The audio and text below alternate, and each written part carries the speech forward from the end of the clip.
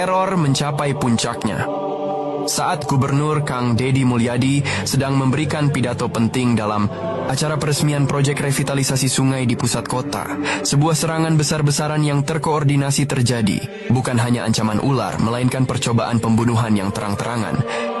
Sebuah rekaman kamera pengawas memperlihatkan seorang penembak jitu yang berhasil meleset hanya beberapa sentimeter dari kepala Kang Deddy.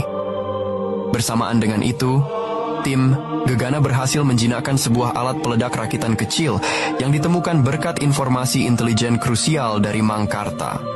Detik-detik genting tersebut terekam dramatis, memperlihatkan kepanikan massa dan kesigapan pengawal Kang Deddy. Testimoni, panik dari saksi mata yang diwawancarai memberikan gambaran mencekam tentang kengerian momen tersebut.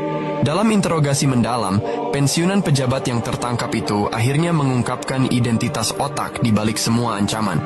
Seorang pengusaha dan politikus berpengaruh bernama Haris Baskara.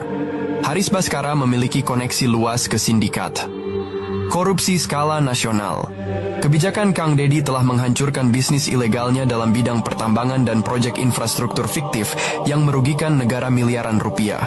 Sebuah rekaman pengakuan dari Haris Baskara yang disadap sebelumnya, beserta transkrip interogasi, disajikan sebagai bukti, lengkap dengan tangkapan layar bukti transaksi yang menunjukkan aliran dana dari rekening-rekening Haris kepada pensiunan pejabat tersebut. Kang Deddy Mulyadi, tanpa menunggu bukti lengkap terkumpul, mengambil langkah berani. Dalam sebuah pernyataan pers yang disiarkan langsung, ia secara terbuka menyebut nama Haris Baskara dan kejahatannya, memicu kegaduhan publik yang luar biasa.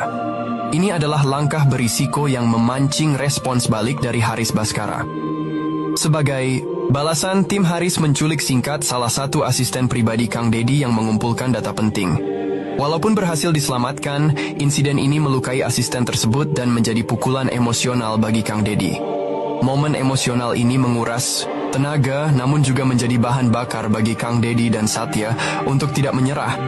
Haris Baskara akhirnya berhasil ditangkap. Namun, dalam sebuah rekaman telepon yang disadap terakhir kalinya sebelum penangkapannya, ia menyatakan bahwa ia telah menanam biji kehancuran yang tidak akan bisa dihentikan oleh Kang Deddy, mengisyaratkan adanya rencana cadangan yang lebih besar dan mengerikan, atau bahkan keterlibatan pihak yang lebih tinggi dan tak terduga. Dalang telah terkuak, namun perang belum usai. Justru perang sesungguhnya baru dimulai. Dengan kekuatan dan jangkauan mereka yang luar biasa, musuh ternyata telah menyiapkan skenario terburuk yang mengancam tidak hanya nyawa Kang Deddy tetapi juga stabilitas seluruh provinsi. Investigasi kami kini harus menggali lebih dalam, menuju akar permasalahan yang sesungguhnya. Penangkapan Haris Baskara ternyata hanyalah permulaan.